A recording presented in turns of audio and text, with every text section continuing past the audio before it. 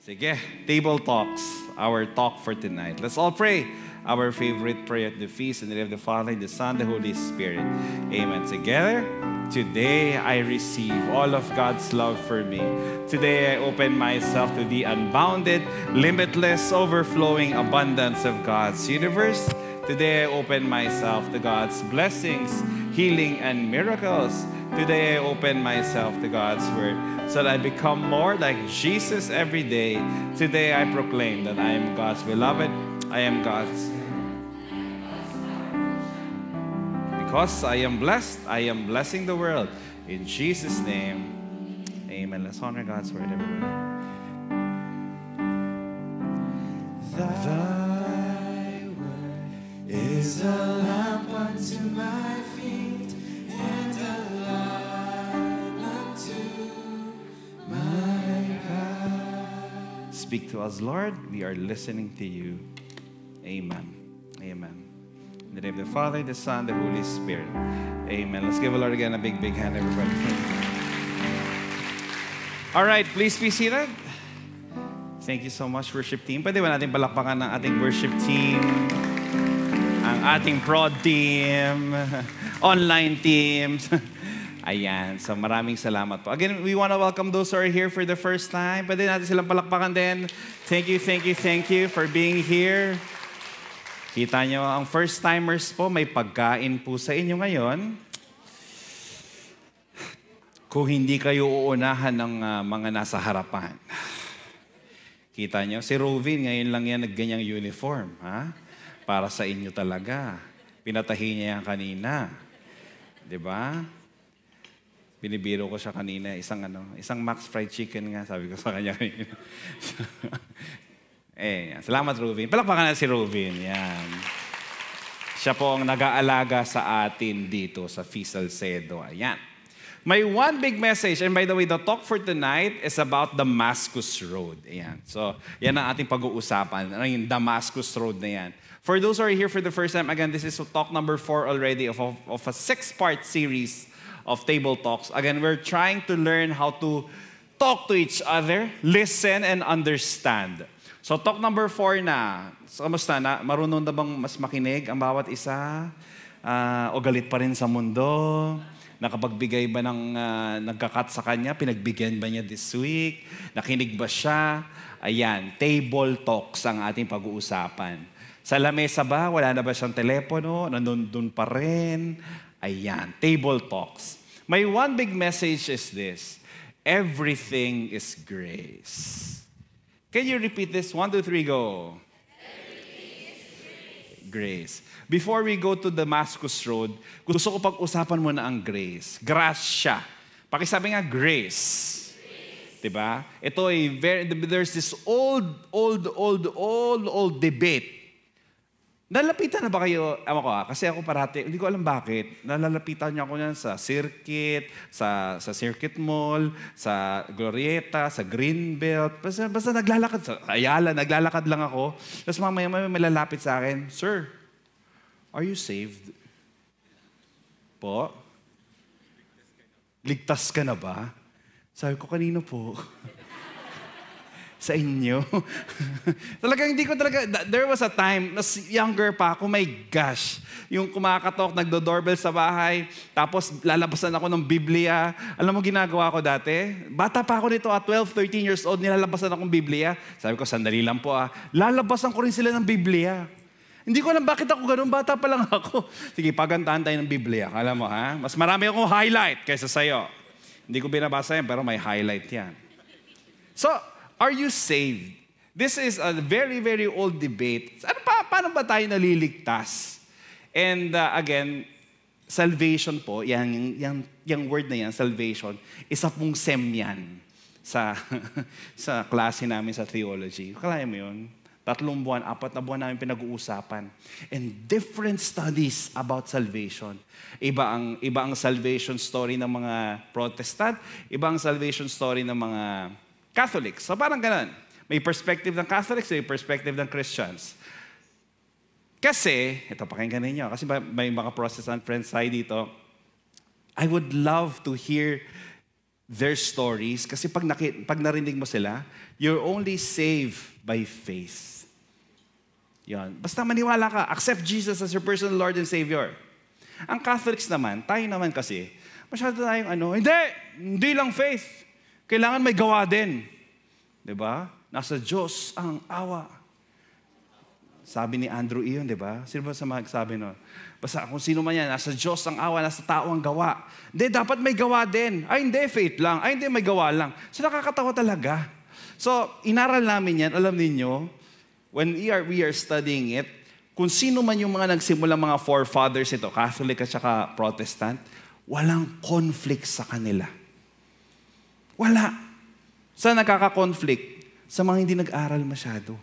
Yung bagong, alam mo yung very eager ka, very bago ka, tapos nangaaway ka. Yung, basta kung nangaaway ka, pakitingin na ng katabi, nangaaway pa ba? Ha? Tigil-tigilan mo na yan kung nangaaway ka pa hanggang ngayon, ha? Parang kailangan ikaw manalo sa lahat ng debate. Kasi bottom line is that Jesus is seen. Siya ang nakikita. Ito, konting theology lang kasi kayo naman nandito naman kayo para kilalanin si Lord. Ang Protestant theology ay ganito. Paano ka maliligtas? Bakit saan ka ba maliligtas? Ba't may ganon? Kasi nga, because of our sin, pakitingnan ng katabi, maraming kasalanan, yes? Pag nagkasala, sabi sa Bible, pag nagkasala ka, deserve mong death. Death ang equal to sin. If you sin, death. So anong ginagawa ni Lord? If you accept Jesus as your personal Lord and Savior, ang nangyayari, hindi na ikaw yung nakikita. Kunyari in Judgment Day, God the Father will be there, tapos makikita niya si Bella. Kunyari si Bella, makikita niya, papasok sa langit si Bella. Makasalanan to, sobra. So hindi na siya yung makikita ni Lord. Hindi na si Bella na makasalanan, pero si Jesus na. Yan. Ang Catholic naman, tayo, maganda yon. But our teaching is, kunyari, ako yung makasalanan. Tatawagin mo si Lord, Lord, paki-wash nga ako, wash mo, wash. Tanggalin mo to, mag-confess ako, tanggalin mo to, tanggalin mo. Okay, and then, tayong dalawa, hawak tayong dalawa, harap natin ang Father. Yun ang Catholic teaching. Dito, si Lord ang nakikita. Dito, wash away ka, si Jesus pa rin nakikita. May conflict ba? Wala. Ba't ka nangaaway? Faith is not just believing the right doctrine. Faith is trusting Jesus with your whole life.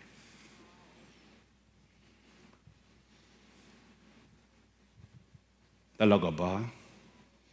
Sino mo nape-pressure na walang ka-date sa 14? Wala. Sino walang pakailaw? Sino yung sanay na? Wow, grabe dito. Sanay na ako, brother.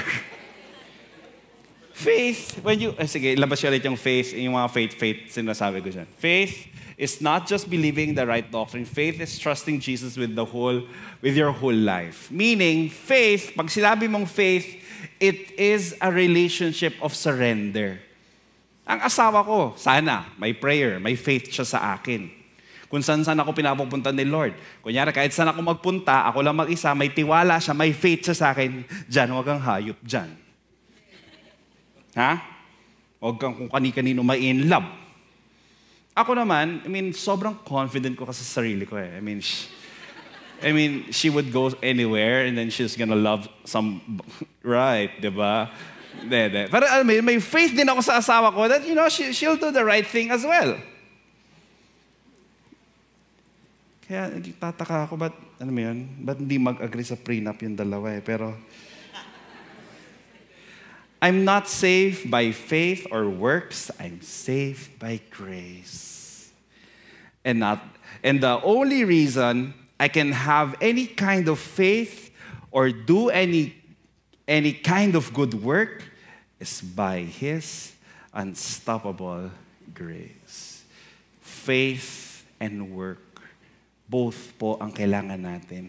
Ang question, meron ka bang both faith and work? meron akong favorite story. Ito'y talagang, bata pa lang po ako, napakinggan ko na to.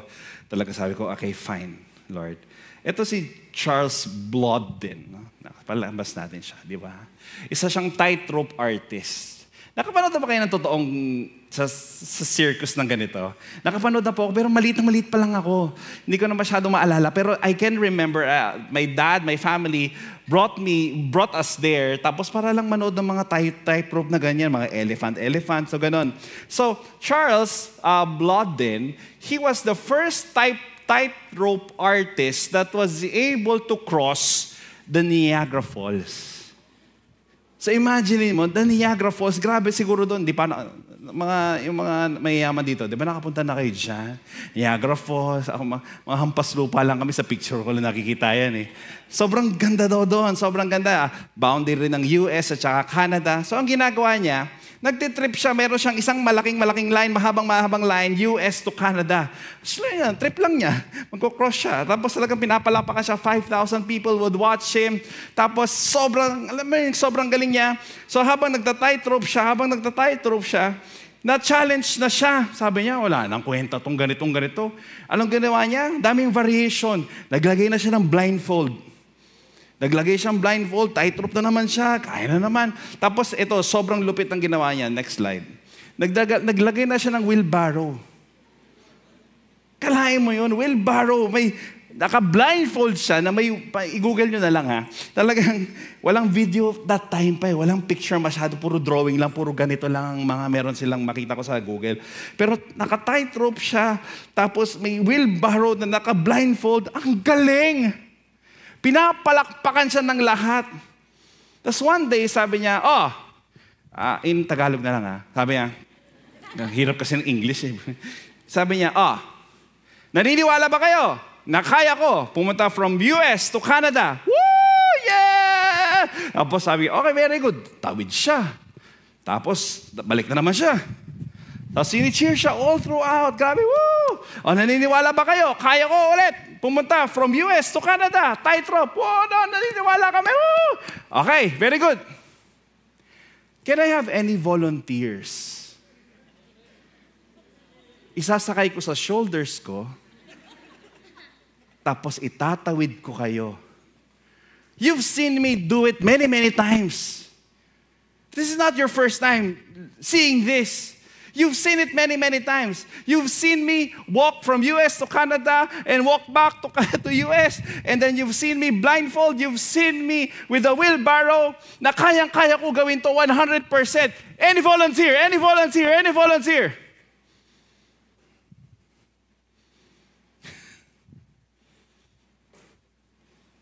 Feeling ko kung nandun ako,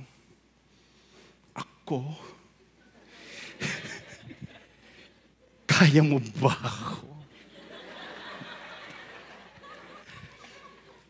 Hindi mo alam.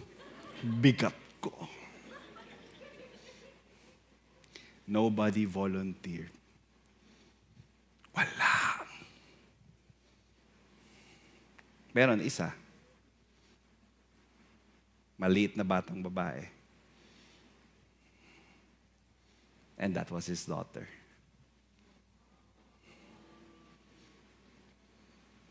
Kinarga niya yung daughter niya. Tawid sila. Palakpakan lahat.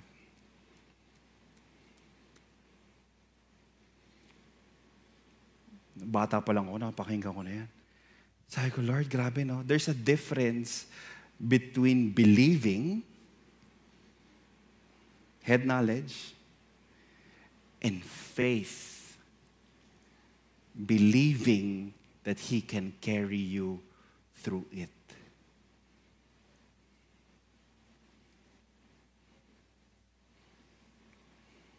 So I'm done with my introduction. Intro pa lang yun, ha? Actually, first half ng intro ko. May second half pa yung intro ko. It's one thing for us to say we believe in God. It's true faith, though when we believe in God and put our faith and trust in His Son, Jesus Christ.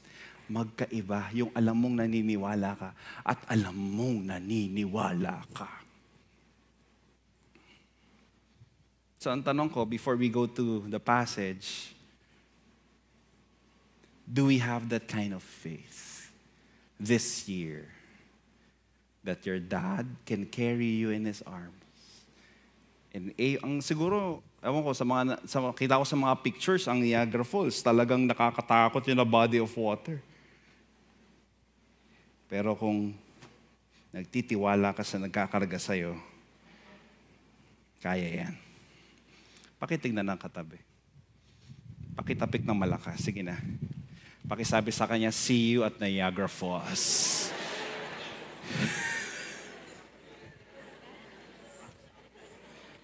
Amen. This year, Lord. Sige na, pa-Niagara naman, Lord.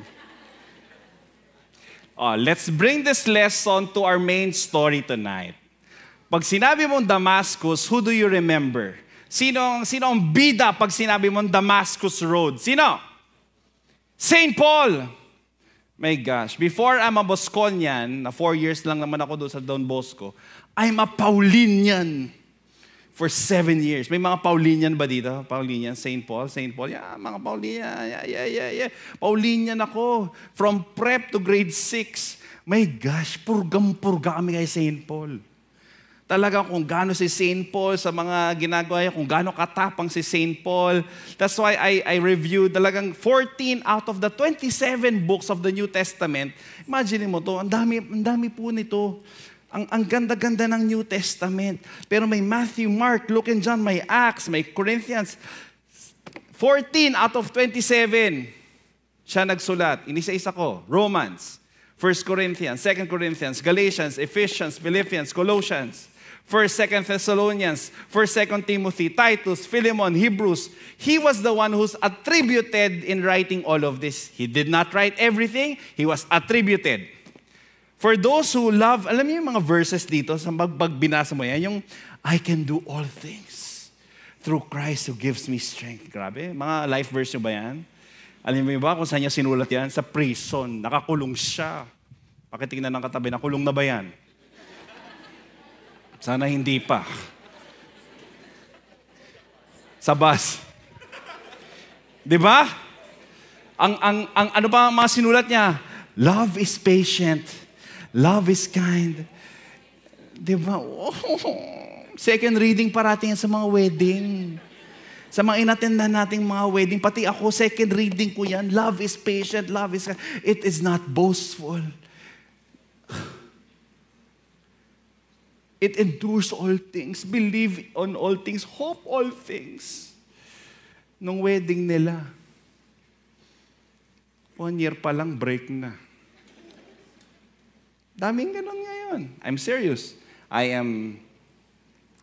My wife is a wedding coordinator. She's being referred by some couples.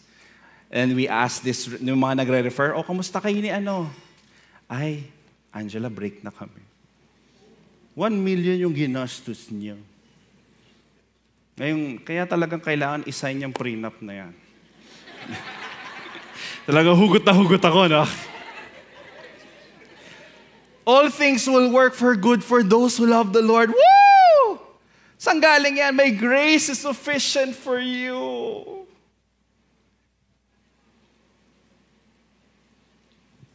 Forgive one another. Endure one another. Lahat po yan. At saka isa sa mga favorite kong sinulat ni St. Paul at sinabi niya, if I have everything but has no love, I have nothing. Grabe. Pakitingnan ng katabi, may pagmamahal pa ba sa puso? Ang gaganda ng sinulat ni St. Paul. Ang gaganda ng mga attribution sa kanya. Sobrang ganda. He followed the Lord. But, pakisabi nga, but, before he followed the Lord, may past life si Loco. He was not Paul. He was Saul. Ano ginagawa niya as Saul? Sa mga dito, values education, religion to religion. Anong ginagawa ni Saul? He persecuted Christians. Ano ba ibig sabihin ng persecuted? Pinapatay po niya. Pag nalaman niyang Kristiyano ka, follower ka nitong Jesus na to, papatayin ka niya. Pakitignan na katabi, follower ba ni Jesus? Yan, potential ka, baka napatay ka niya. So from a persecutor, from a killer, to somebody who's writing all of these books, that ones that pushes the gospel, ano yung shift na nangyari? It was the Damascus Road. Pakisabi nga, Damascus Road. So let's see. In Acts 9, sinulat to ni Luke talaga. Sama ng loob niya kay Saul eh. Sabi niya, meanwhile, Saul was still breathing out murderous threats. Grabe, no? Murderous threats against the Lord's disciples. He went to the high priest and asked him for letters to the synagogues in Damascus so that if he found any who belonged to the way, yan yung tawag kay Peter, James, and John, and all of the apostles, yung the way, whether men or women, he might take them as prisoners to Jerusalem. Punta akong Damascus. Bakit? Papatayin ko itong mga to. As he neared Damascus on his journey, suddenly, everybody say suddenly. Suddenly, a light from heaven flashed around him, and he fell to the ground and heard a voice say to him, Saul, Saul, why do you persecute me? And he asked, who are you, Lord? Saul asked, I am Jesus whom you are persecuting. And he replied, now get up and go to the city, and you will be told what you must do. My dear friends, I believe everything is grace. Everything is grace. The early life of St. Paul. Ito, bakit ba siya galit sa mga Kristiyano na yun? Kasi hindi nga yun yung tinuro. Si Paul po, ito pakitignan kung karakteristik niya to. Si Paul po,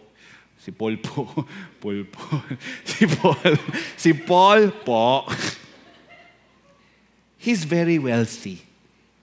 Galing siya sa mayamang pamilya. Pakitignan ng katabi.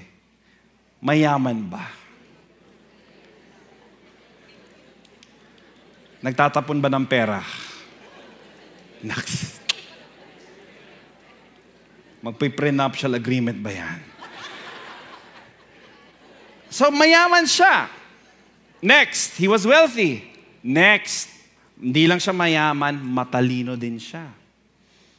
May sa Bible lang mamaya, sabihin natin, I'll read it later with you. He was a top student of Gamaliel. Si Gamaliel po, siya po ang top Pharisee teacher that time.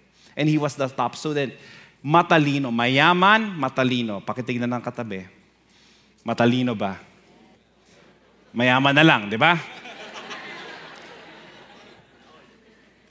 Hindi lang yon. He was also, in our terms right now, an influencer. Imagine mo yun. Talaga, tara, punta tayo doon. Punta lahat doon. Patayin natin yung mga yan. Patay lahat yan. So, he had wealth, he had a beautiful brain, and he had influence. And guess what? Nung binago na siya ni Lord, palagay ninyo, anong ginamit ni Lord sa kanya? His wealth. Alam niya kung sino mga mayayaman. Bakit? Katransaksyon niya yung mga yun eh. Anong ginawa niya? Seryoso to. Kaya super fan ako ni St. Paul eh. Hiningan niya ng love offering yung mga yon. Stoy, pupunta akong Corinthians. Pupunta akong Corinth. Paying pera. Kailangan ko ng pangbarko papunta doon eh. Bibigay sa kanya. Bakit? Kilala siya eh. Matalino. Hindi ka po makakapagsulat ng libro kung hindi ka matalino. Naniniwala ba kayo doon? Ito, 14 books pa. Ako nga, walang isa. At feeling ko yung katabi mo rin, walang libro yan. Baka meron, ha? Baka meron. Si Kuya Edwin meron.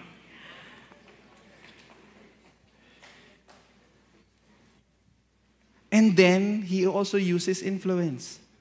So masasabi mo ba yung past life niya, kahit gano'ng kapangit, the Lord's grace was there? Yes or no? The Lord's grace was there.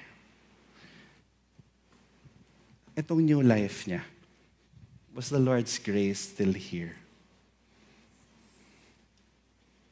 Everything is grace. Now, totoo na to. I'm done with my introduction. What's my point? Damascus. What is your Damascus? Anong magpapabago sa'yo? My offer is this, that every feast should be your road to Damascus. Every time you attend the feast, sana may konting shift din. Parati ko ito sinasabi sa mga retreat na pinupuntahan ko. Kunyari ito ang retreat. Kunyari ito retreat. Ganito ka pumasok. Pasok ka ng retreat. Pasok ka ng retreat. Pagpasok mo ng retreat, sana pagkatapos ng 2 days ng retreat na yon, sana kahit paano, gumanong ka naman. Tapos mamaya-maya, attend ka ulit. Pak! Ganun naman. Tapos hanggang sa someday, bukas na ang puso mo. Ang problema ito, yung pumasok ka ng retreat o pumasok ka ng feast, nagsimba ka, paglabas mo, ganun pa rin. Ano tawag dito? Nagmerienda ka lang.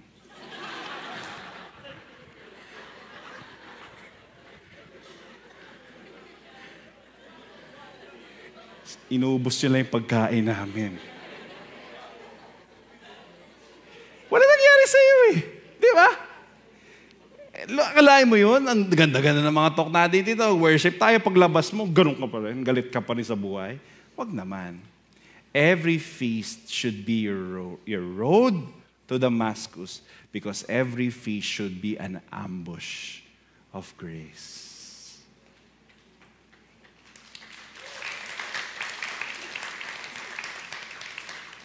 Parang wala kang kawala. Kahit saan ka pumunta, mahal ako ni Lord. Pag punta, mahal pa rin ako ni Lord. Mahal pa rin ako ni Lord. Mahal pa rin. Kasi yun naman talagang totoo eh. Mahal ka ni Lord. Marami akong maling desisyon na ginawa. Ay, mahal pa rin ako ni Lord. Mahal pa rin ako ni Lord. Jesus built a community of grace. He welcomed the worst sinners. That's why I've been telling you, pag-pray ninyo, huwag niyong sukuan ng bawat isa. Kahit parang sukun-suko ka na sa Kanya, may ugaling talaga hindi mo mabago sa Kanya, sa boss mo, sa mga empleyado mo, sa kliyente mo, huwag mo silang sukuan. Yung katabi mo. Diba? Ang hirap eh. Ang problema, yung ayaw makipag-usap. Yun yung problema. If ayaw na mag-communicate, talagang may ganyan ako ngayon eh, ayaw kausapin. Stoy, nag-aaway daw kayo mag-asawa. Uy, kausapin kita. Ayaw kausapin. Kasi guilty. Naman kung guilty ka, usap tayo. Ano mo, ginajudge eh. Basta makipag-usap ka. Makipag-usap ka. So, I want you to imagine this with me. Just imagine this with me. From somebody na kilala to kill people. Alam niya, papatayin kita, bam, patay. Tapos, palagay nyo, kilala siya nila Peter, James, and John? Palagay nyo? Of course! Sobrang, iwasan natin yung Paul na yung Saul na yan, ayop yan. Mga patay ng Kristiyano yan. Iwasan natin yan. And then, nagbago siya. By the way, sa Damascus, wala si Peter, James, and John dito. Si Paul lang. Nagbago na si Paul. Eto na. Inuutusan na siya ni Lord. Si Paul, kausapin mo na si Peter. Kailangan ko kayong mag-collab.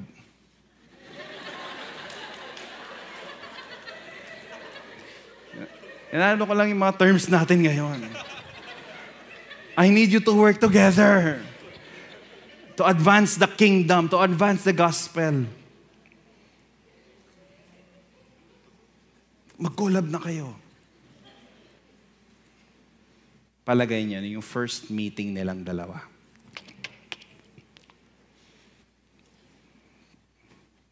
Just imagine the tension. Na-imagine niyo ba? Kasi yung mga kaibigan ni Peter, pinatay niya. Tapos, okay, tulungan mo na ako. Gusto mo?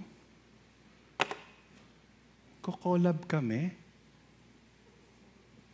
Gusto mo? Uusap kami? Gusto mo? Ano yung quits-quits na lang lahat yon?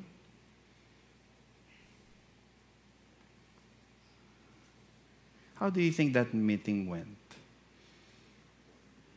Naghanap ako ng evidence eh. Ano kaya itsura ng meeting na yun? First meeting of Peter and Paul. Si Paul, during this time, marami na nagbabago. Naiinis na si Peter. Bakit ginagamit siya ni Lord? Si Peter, galit kay Paul. Si Paul, galit din kay Peter. Kala niyo bati yung dalawa? Ngayon may simbahan, Saints Peter and Paul. Bati na sila ngayon.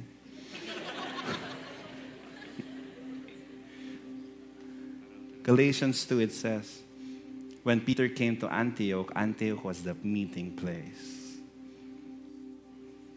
I had to oppose him to his face. Grabe. Ito kaya itsura ng oppose him to his face.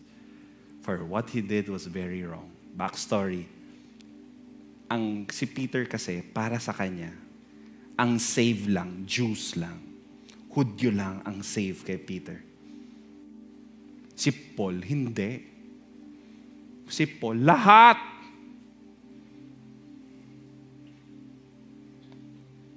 Ang Hudyo, kaya very, very, sa kanila, very sensitive yung issue of circumcision.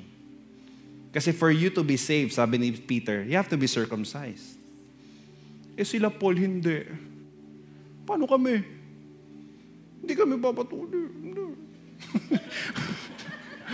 Ang lalaki na namin. Issue talaga nila yon. Bakit? Di ba, parang, hindi natin kailangan yung practical na yan.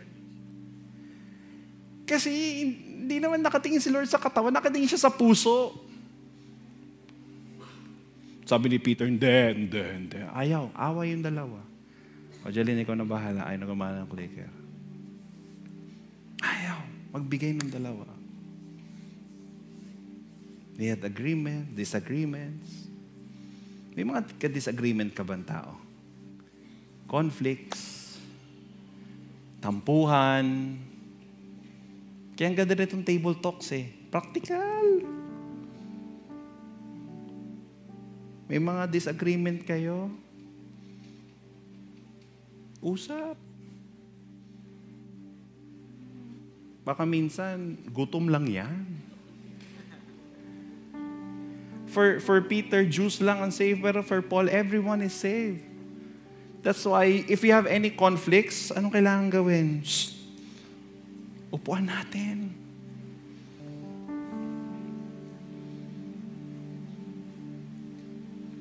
May nagme-message. I received a message. Sabi niya, Brother John, nag-break kami mag-boyfriend. Pero feeling ko, Brother John, I need to see him again kasi kailangan ko ng closure. Diyos ko. Minsan yung closure na yun, nag-opening ulit yan eh. You know what? Closure can be decided on your own. You can decide. I'll close this issue. Hindi mo kailangan meet pa. Gusto manok. Dami ako in-order. Ang natutuwa dito yung mga supplier natin. Kasi pagkatapos ng feast, unahan yan dito sa harapan. Usap. Hindi sigaw, usap. Nakakausap ko yung sarili ko ha. Usap. Because you can be someone else's Damascus experience.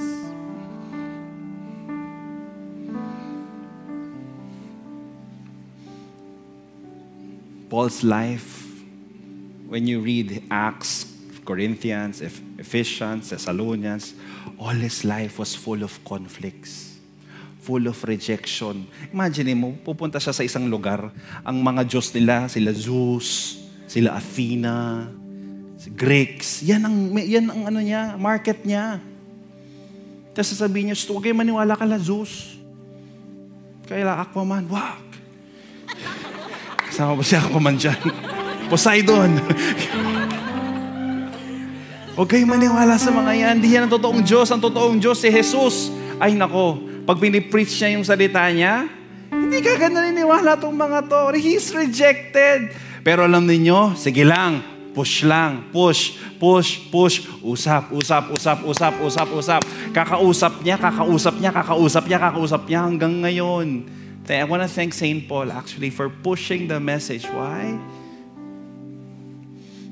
Kasi hindi darating ng Pilipinas yung message. May pinadala siya. In Asia Minor. Asia Minor. In Asia.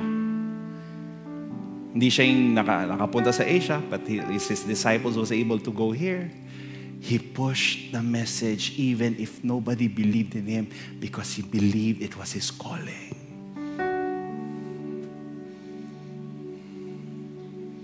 He talked about, with couples na nag-aaway. Love is patient. Love is kind. Love is fighting. Di ba?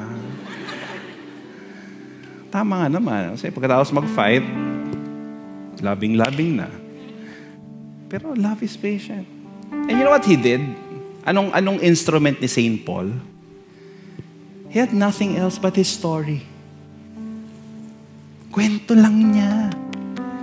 It's not a miracle somewhere na pinulot niya tapos yun yung binigay niya. No, the message was clear. It was in him. It was his story. It was his own testimony. Yun yung gagamitin ni Lord. Wala siyang gagamitin sa'yo na hindi niya binigay. Sabi niya ito, in Acts, Paul said, tingnan mo I love you, Toby. Sabi niya, I am a Jew, born in Tarsus. Ito lang sinasabi niya. A city in Caesarea. And I was brought up and educated here in Jerusalem under Gamaliel.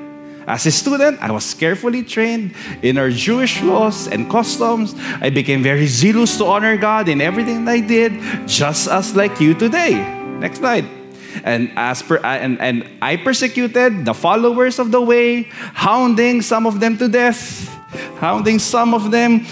arresting both men and women and throwing them in the prison.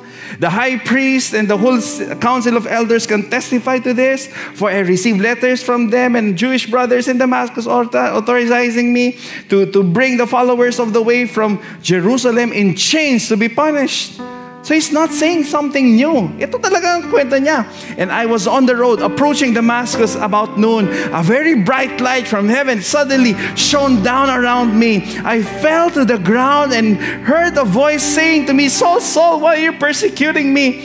And who are you, Lord? I asked. And the voice replied, I am Jesus of the Nazarene, the one you are persecuting. The people with me saw the light but did not understand the voice speaking to me. May mga kasama ko na pero hindi nila maintindihan. Ako lang nakakaintindi. So I asked, what should I do, Lord? And the Lord told me, get up and go to Damascus and there will be told everything that you are to do. I was blinded with this intense light, and I had to be led by the hand of Damascus by my companions. A man named Ananias lived there. He was a godly man, deeply devoted to the law and regarded well by the Jews of Damascus. And he came and stood beside me and said, Brother Saul, regain your sight. And that very moment, I could see him. Then I was told, God of our ancestors has chosen you to know His will and to see the righteous one and hear Him speak. For you are to be His witness, telling everyone what you've seen and heard. End of testimony. Then verse 16, what are you waiting for? Get up and be baptized, and your sins washed away by calling on the name of the Lord. Alam mo saan niya ginawa yan? Sa lahat. I'm a Jews, Tarsus. Lahat ng sinabi niya, it was his testimony. And by the way, you have your own testimony as well.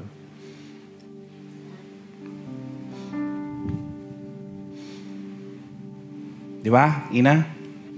Kausapin mo yung mga heartbroken, Ina. Yung mga maling desisyon. Ako si Ina.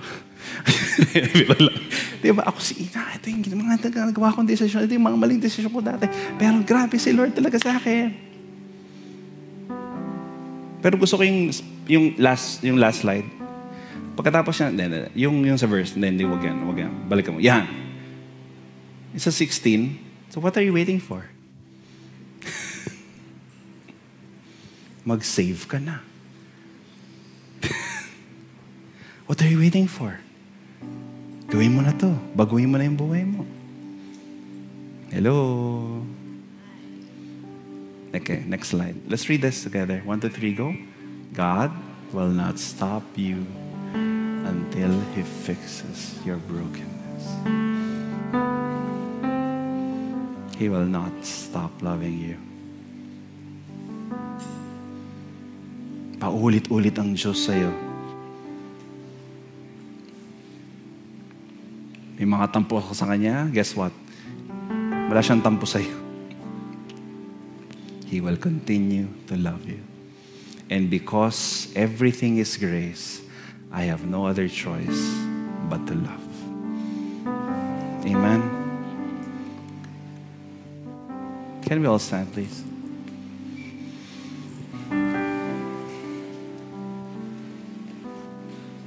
Next slide.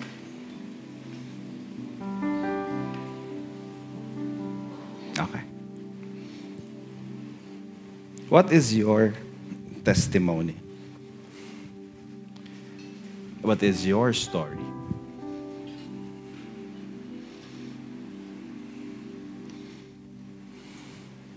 Allow the Lord to reveal that. Your testimony and the people that He is asking you to love. He's asking you to have this table talk.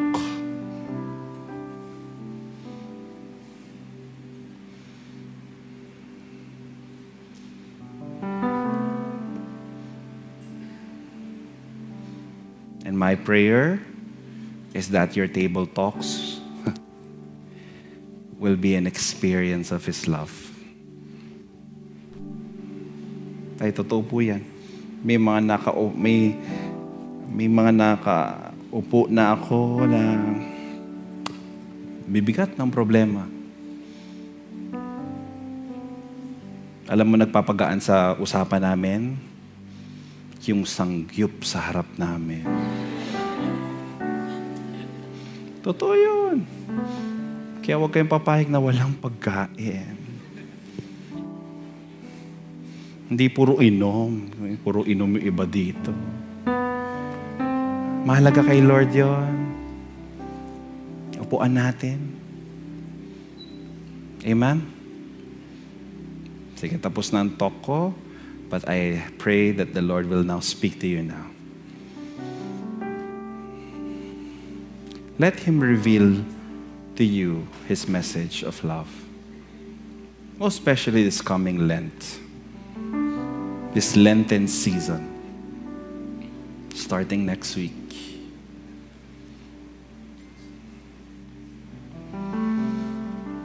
Father in heaven, I know that you are here with me now.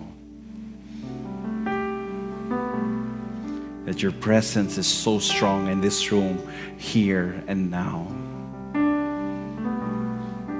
And Lord, thank you for my testimony. Some of us are still writing it. A lot of us are still going through it. But I know that you are going through it with me. Na hindi mo ako pinapabayaan, that you're not leaving me in every minute, in every second, in every hour. You are always there. And Lord, even though some stories I don't understand, some stories